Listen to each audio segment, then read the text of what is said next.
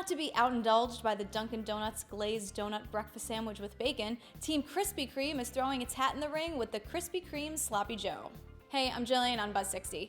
It's unclear if this is an official Krispy Kreme creation, but Chicken Charlie's at the San Diego County Fair put together the concoction and it's getting a lot of attention. The Sloppy Joe part of the sandwich consists of ground beef, onions, and various spices. It's topped with cheddar cheese, and the bun is a Krispy Kreme donut. And then, because that's not indulgent enough, it can come with a fried bacon-wrapped pickle on the side. It's not surprising that this comes from Chicken Charlie's. Chef Charlie serves a lot of creative dishes and is the self-proclaimed deep fry king.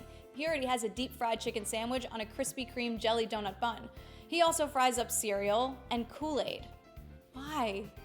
If you don't want anything fried but just want to eat something you probably won't find anywhere else, you can try something from his Pineapple Express menu. Oh wait, there's deep fried Spam and fried pineapple. Okay, your move, Dunkin' Donuts. You might have to start deep frying your whole menu if you want to keep up. Buzz60, now you know, pass it on.